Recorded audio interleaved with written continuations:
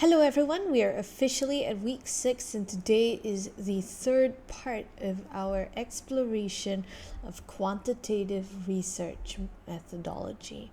And we're doing this so that we can learn more about how research is conducted in order to learn better from data, particularly quantitative data. Today, we'll be looking at two aspects of quantitative research, namely sampling and ethics. Both of these involve the people aspect of human research. And something you should note as well would be that the main content for today's lecture is derived from the two books that I linked in week 4, namely Breiman 2014 and Babby 2011, and various editions that you might have access to on Moodle.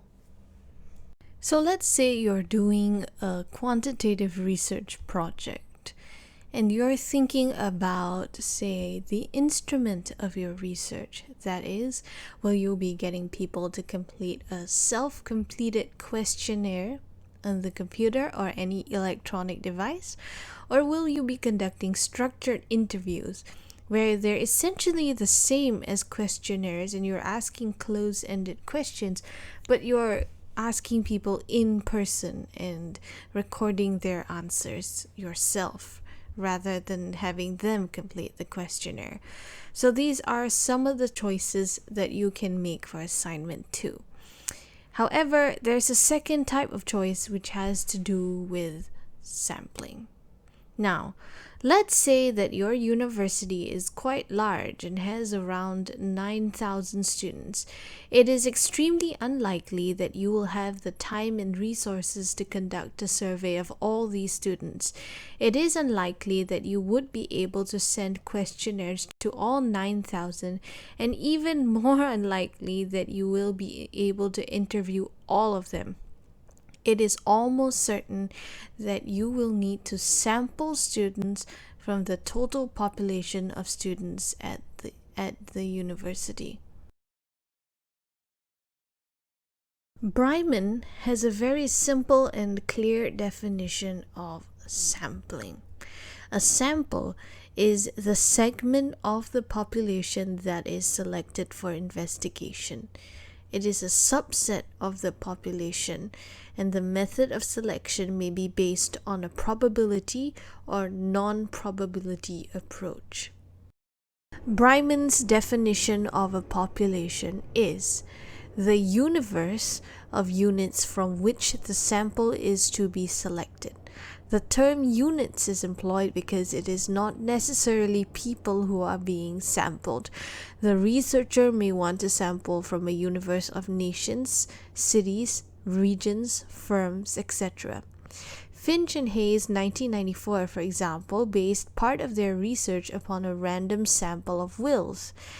Their population, therefore, was a population of wills. Thus, population has a much broader meaning than the everyday use of the term, whereby it tends to be associated with a nation's entire population. So let's backtrack a little bit and start from the beginning of your project.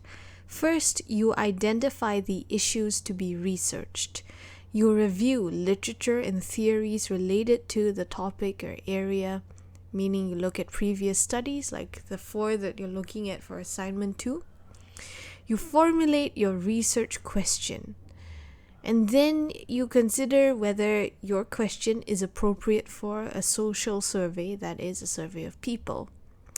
You consider what kind of population will be appropriate for your research. In this case, your population will be university students.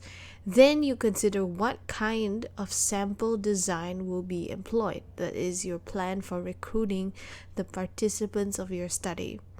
You will explore whether there is a sampling frame that can be employed, which will be talking about different strategies for sampling. You decide on the sample size. Then you'll decide on your mode of administration.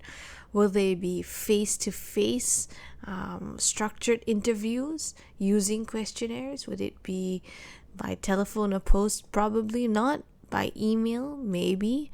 using the internet perhaps. So these are some considerations of how you will actually recruit people and how you would administer your survey. And then you will develop your questions.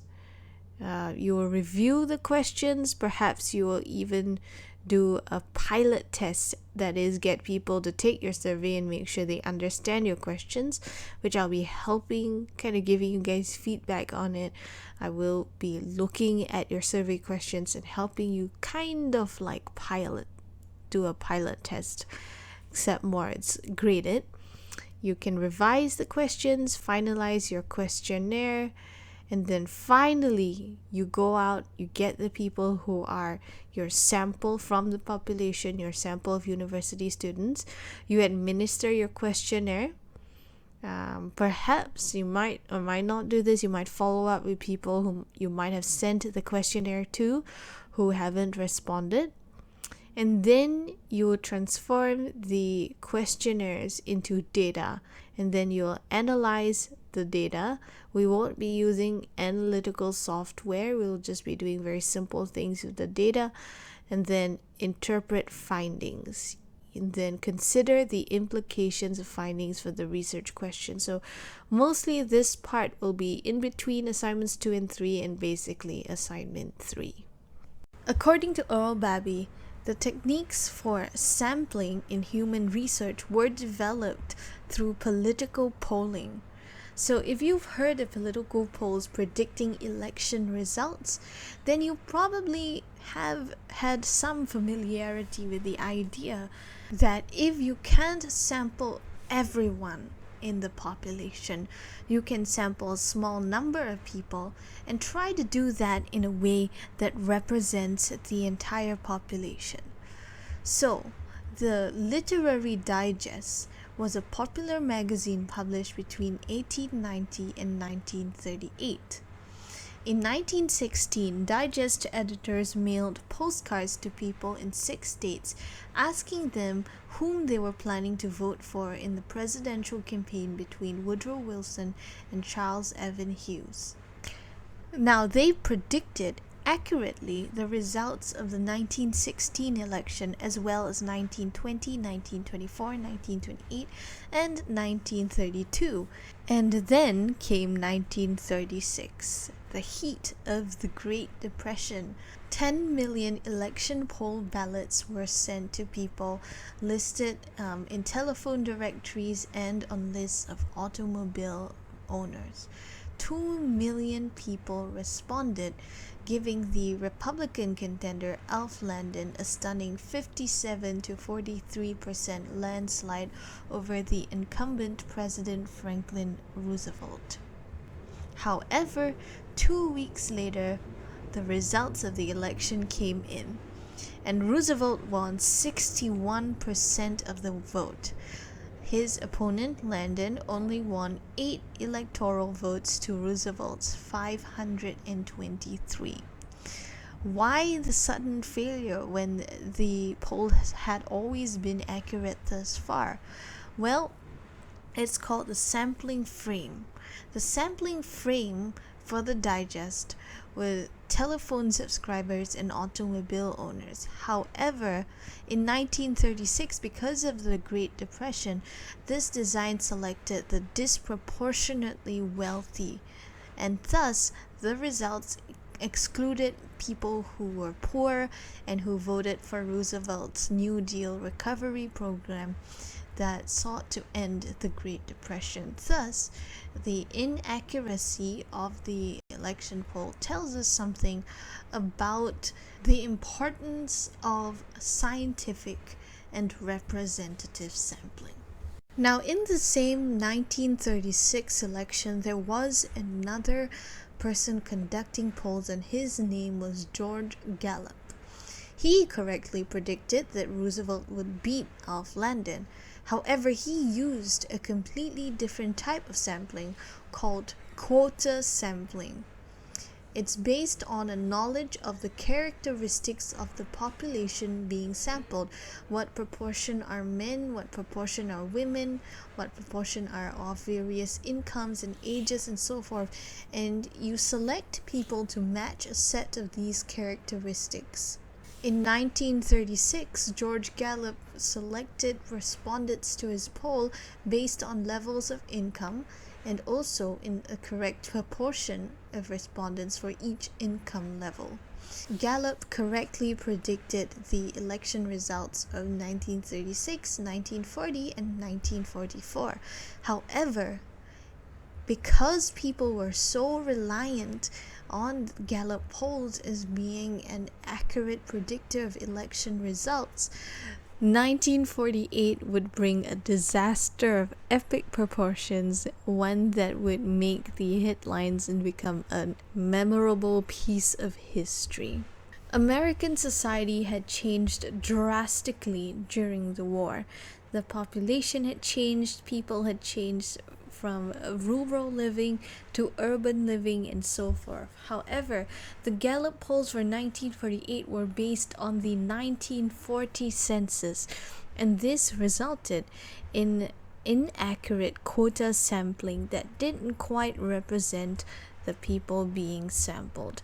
Gallup predicted that Thomas S. Dewey would beat the incumbent president, Harry Truman. One newspaper, the Chicago Daily Tribune, was so convinced by the Gallup polling that it would be accurate that it printed the election results on its newspapers before the results were announced. And therefore, we have this iconic picture of President Truman holding up the newspaper, declaring that he had lost upon hearing that he actually had won. All this really goes to show that sampling has a huge effect upon results. And therefore, let's talk a little bit about research limitations.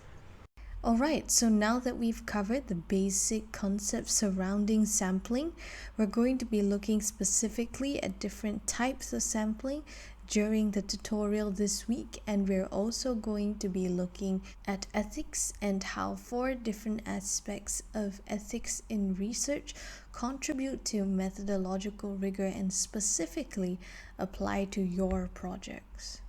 Alright, so now that we've covered the basic concepts surrounding sampling, we're going to be looking specifically at different types of sampling during the tutorial this week, and we're also going to be looking at ethics and how 4 different aspects of ethics in research contribute to methodological rigor and specifically apply to your projects.